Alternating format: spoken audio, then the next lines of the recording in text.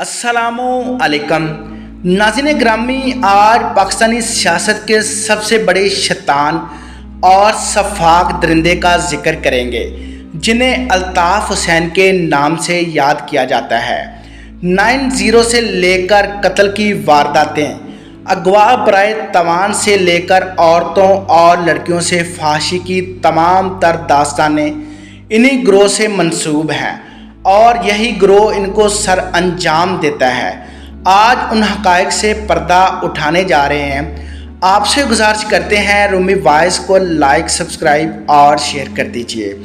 एक पीर साहब के बारे में मशहूर था कि जब भी कोई खतून कबूल सूरत इनसे जाड़ फूंक करवाने या तवीज़ लेने आती तो पीर साहब फ़ौरन तखलिया का हुक्म सादर करते और फरियादी खतून को आज़ार बंद खोलने का कहते।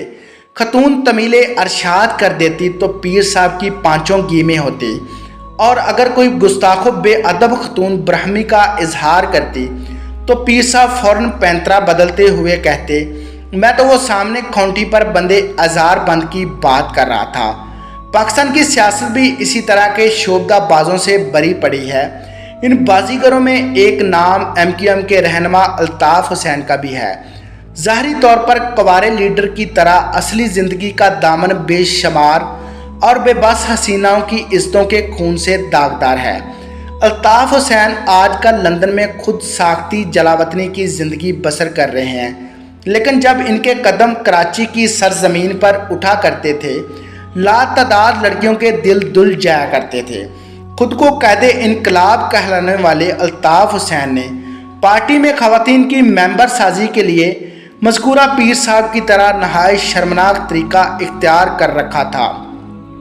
MQM की एक खतून कारकुन ने कायदे इनकलाब के बारे में इंकशाफ किया कि जिस लड़की को MQM में दाखिल किया जाता उसे 9/0 में कायदे मोहतरम के सामने पेश किया जाता और इससे कायद की वफादारी का हल्फ उठाया जाता और फिर पूछा जाता कि तुम कायद के लिए क्या कर सकती हो। नौवार्द कारकुन जोश में कहती, मैं जान भी कुर्बान कर सकती हूँ। तो अल्ताफ़ हुसैन कहते, अच्छा फिर कमीज़ उतारो। कारकुन अमल कर देती तो फिर बाकी लिबास भी दर्जा बदर्जा उतरवा दिया जाता और फिर नंगे वतन रहनुमा इस जानसार बेलिबास लड़की से कैटवाक की फरमाइश करते और अगर कोई बाज़मील लड़की कायद के हुक्म पर बेलिबास ना होती तो अल्ताफ़ हुसैन फ़ौरन शाही अंदाज में तालियां बजाकर इसे दाद देते और कहते, पार्टी को तुम्हारे जैसी बाअस्मत और पाकबाज लड़कियों की ज़रूरत है जो अपनी अस्मत पर हर्फ ना आने दें। और अगर कोई लड़की इनकार कर देती तो अल्ताफ़ हुसैन फ़ौरन कहते, मैं तो आजमा रहा था। कराची यूनिवर्सिटी के यूनियन इलेक्शन से लंदन जलावतनी तक इनकी अपनी पार्टी पर गिरफ्त काबिल तारीफ़ है। इनके पार्टी कारकुन आज भी इनके एक इशारे पर अपना तन मन धन कुर्बान करने को तैयार रहते हैं। मरकज़ी ओहदेदार से लेकर आम कारकुन तक सबकी सरगर्मियों की रिपोर्ट इन्हें लंदन में बैठे मसूल हो जाती हैं। इनकी जमात का मरूफ तरीन नारा जो कायद का गद्दार है वो मौत का हकदार है। आइए इनके तमाम तर रुखे रोशन से पर्दा उठाते हैं कि शेख रशीद के बाद दूसरे मरूफ कुवारे सियासतदान किस हाल में हैं। कायदे इनकलाब की ज़िंदगी के ये पेचीदा पहलू शायद हमारे सामने ना आते, लेकिन भला हो MQM के बागी लीडरों का जिन्होंने कायदे इनकलाब की खुफिया सलाहियतों को सरे बाज़ार औरियां कर दिया। MQM अल्ताफ़ हुसैन के बागी ग्रुप के लीडरों ने इंकशाफ किया है कि सलीम शहजाद और अमरान अफरूक अल्ताफ़ हुसैन को लड़कियां सप्लाई किया करते थे। इनकी ये बात तो इल्ज़ाम भी हो सकती है, लेकिन लोगों का यह मालूम होने पर कोई हैरत नहीं होनी चाहिए। अल्ताफ़ हुसैन की सालगिरह की एक तकरीब में अदाकारा रीमा ने कराची की जदीद आबादी की एक कोठी में रक्स किया था। इस मकसद के लिए जब अल्ताफ़ हुसैन के 2 करीबी साथी कराची से लाहौर आए तो रीमा ने इनके साथ जाने से इनकार कर दिया। रीमा को किसी ने बताया था कि MQM वाले लड़कियों के साथ अच्छा सलूक नहीं करते। रीमा बाद में इस यकीन दहानी पर एक रात मुजरा करने के लिए आमादा होगी कि मुजरा करते वक्त ना इसकी तस्वीर बनेगी और ना वीडियो फिल्म। इसमें आम लोगों को शरीक नहीं किया जाएगा। अतलात के मुताबिक अल्ताफ़ हुसैन के दोस्तों ने रीमा को मुजरा के लिए 1 लाख एडवांस दिया था। खुद रीमा भी बाद में अपने करीबी हलकों के अंदर बड़े फखरिया अंदाज में ये जिक्र किया करती थी कि इसने अल्ताफ़ हुसैन की सालगिरह के मौका पर रक्स का मुजाहरा करके लाखों रुपए कमाए थे। ये खसूसी तकरीब कराची की एक जदीद आबादी में मुनक्कद हुई थी। इसका एहतमाम गैर सरकारी तौर पर किया गया था, लेकिन इसमें साबिक वज़ीर आला के अलावा सिंध की मुमताज़ सियासी और सरकारी शख्सियतों ने शिरकत की थी। अल्ताफ़ हुसैन के बागी साथियों ने इंकशाफ किया है कि सालगिरह की इस खसूसी तकरीब के शुरका सरमायादार, संतकार, ज़कीरदार और सरकारी अफसर थे, जिन्होंने शराब के नशा में लाखों रुपए बज़ाहिर अल्ताफ़ हुसैन पर लेकिन हकीकतन रीमा पर नशावर कर दिए।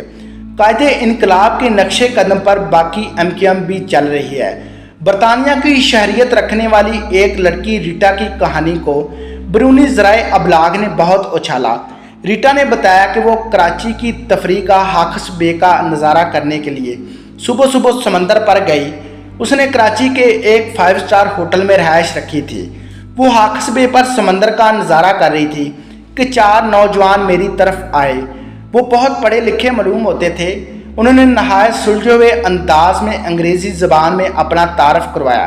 मैं ये सुनकर हैरान रह गई कि वो मेरे होटल और मेरे कमरा नंबर तक आगाह हैं, लेकिन जब उन्होंने बताया कि वो लाहौर से आए हैं और वो भी इसी होटल में इनके साथ वाले कमरे में मुकीम हैं, तो मैं नॉर्मल हो गई। उन्होंने मुझे इंजॉय करने की गरज से नहायत सलीका से दावत दी, जो मैंने कबूल कर ली। चारों नौजवान खुशपोश और खुश शक्ल थे। इनके पास पजारो थी।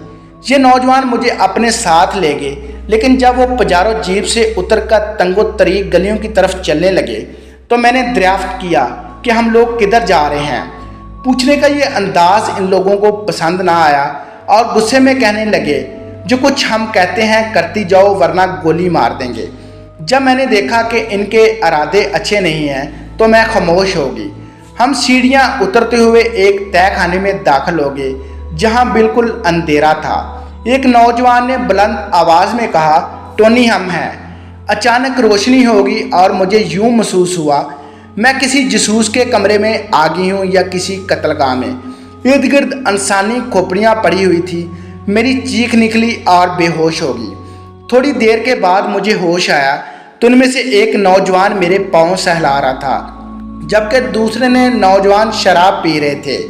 मैं समझी मैं अगवा हो चुकी हूँ और पाकिस्तान के अंग्रेज़ी अखबारात की शायद सुर्खियों में मेरी आंखों के सामने घूमने लगी, जो अगवा बराए तवान से मुतल्लक होती थी।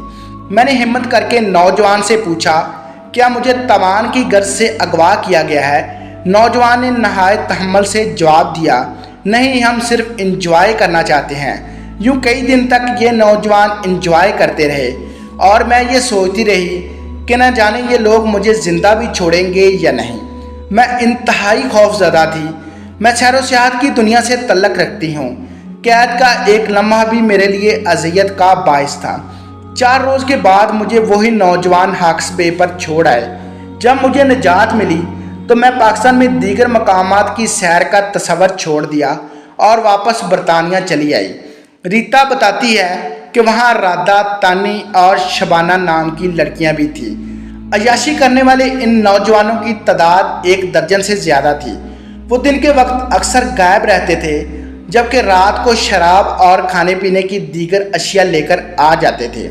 दिन के वक्त हम लड़कियों के इकट्ठे बैठने पर कोई पाबंदी नहीं थी। इनके लिबास से मालूम होता था कि वो खाते पीते घरानों से तल्लक रखते हैं। कैद के दौरान उन्होंने किसी लड़की से गालबन इसलिए बदतमीज़ी नहीं की कि किसी लड़की ने इनकी पेशकश कबूल करने से इनकार नहीं किया था। मुझे ये अंदाज़ा लगाने में कोई मुश्किल महसूस नहीं हुई कि राधा, तानी और शबाना को भी मेरी तरह चकमा देकर यहाँ लाया गया है। तानी ने बताया कि वो हैदराबाद की रहने वाली है और अपने महबूब के साथ एक होटल में तफरीह के लम्हात गुजार कर घर जा रही थी। इसे किसी ने अगवा कर लिया। वो कई दिनों तक अंदरूने सिंध के एक देहाती मकाम पर रही। दहाड़ से मुझे एक शख्स ने डाकुओं के हवाले कर दिया और वो मुझे जंगल में ले गए, जहाँ से मैं भाग निकली। सड़क पर आई तो चंद नौजवानों के हत्थे चढ़ने के बाद इस हैरत अंगेज जगह पर पहुँच गई। राधा एक हिंदू लड़की थी। اس نے بتایا کہ وہ MQM کے ایک کارکن دلشاد اختر کی محبوبہ تھی۔ دلشاد کی بجائے میرے والدہ نے میری شادی چچا زاد رتن سے کر دی۔ مجھے رتن پسند نہیں تھا۔ میں دلشاد کے ساتھ گھر سے باغ نکلی۔ بعد میں دلشاد نے MQM کے باغی گروپ سے رابطہ کر لیا تو نہ جانے کس لوگوں نے مجھے اغوا کر کے اس کمرے میں مبہوس کر دیا اور میری آبزرویزی کرتے ہیں۔ اب میں اپنے گھر جانا چاہتی ہوں۔ ریٹا کا کہنا ہے کہ اغوا کرنے والوں نے رادھا کو بھی رہا کر دیا ہوگا۔ اگر وہ آزاد نہیں ہوئی تو مر گئی ہوگی، کیونکہ وہ اکثر کہا کرتی تھی کہ اس زندگی سے تو موت بہتر ہے۔ ریٹا کا کہنا ہے کہ شبانہ اکثر خاموش رہتی تھی۔ اس کے بارے میں مجھے رادھا نے بتایا کہ وہ اپنے بارے میں کسی کو کچھ بتانے کے لیے تیار نہیں۔ یوں محسوس ہوتا تھا کہ وہ کسی اچانک صدمے کے باعث توازن کھو بیٹھی۔ یہ تنظیم لوگوں کو اس طرح اذیت دینے میں مشہور ہے۔ MQM کے قائدین کے بارے میں پتہ چلا ہے کہ چند غیر معروف لڑکیوں کے اچانک مشہور ہونے کی وجہ وہ تھے۔ وہ اخبارات والوں کو ان کے انٹرویو کرنے کا حکم دیتے تھے اور زبردستی ان کے شوز کے ٹکٹ بکواتے اور انہیں بھارت کے دورے کروائے جاتے تھے۔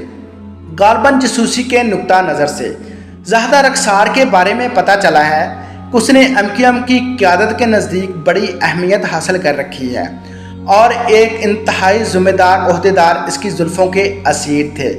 رخسار نے فرزانہ کے نام سے بھارت کا دورہ کیا۔ اکثر محفلوں میں وہ MQM کے لیڈروں کے سامنے رقص کرتی رہیں۔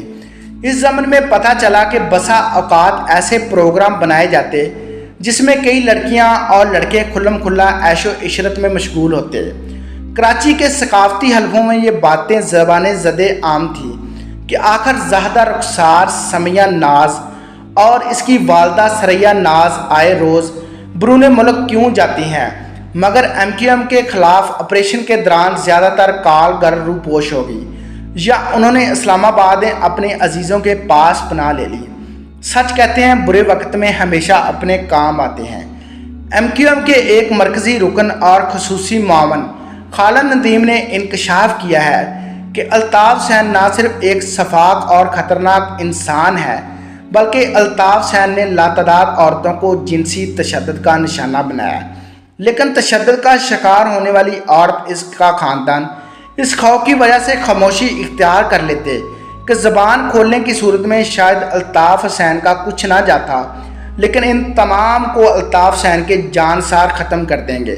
خالد ندیم نے الطاف حسین پر الزام لگایا کہ جو مہاجر لڑکیاں MQM کے کام کرنے آتی، الطاف حسین ان میں سے چند کا انتخاب کر لیتے اور جب وہ کسی ایک لڑکی کے لیے اپنا مسئلے ساتھیوں کو اشارہ کرتے تو اسی وقت اس بدنصیب لڑکی کو الطاف حسین کی خدمت میں پیش کیا جاتا۔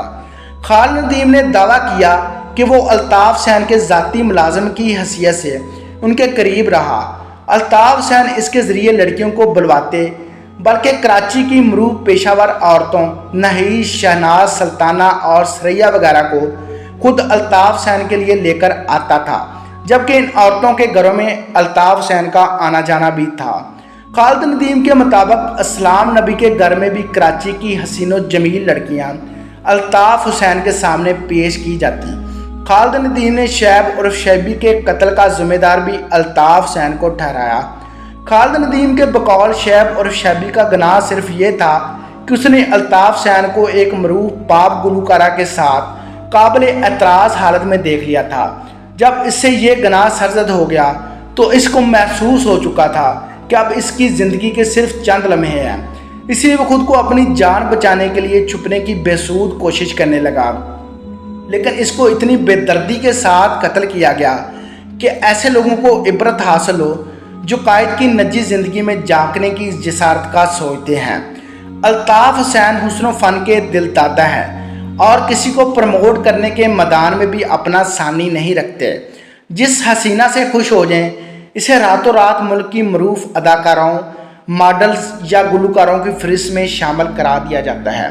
ناظرین گرامی، امید کرتا ہوں آپ کو پاکستان کے شفاق انسان کے بارے میں بخوبی پتہ چل گیا ہوگا کہ کس طرح انسانوں کی کھوپڑیاں اور فحاشی کی داستانیں ان کے ساتھ تعلق رکھتی ہیں۔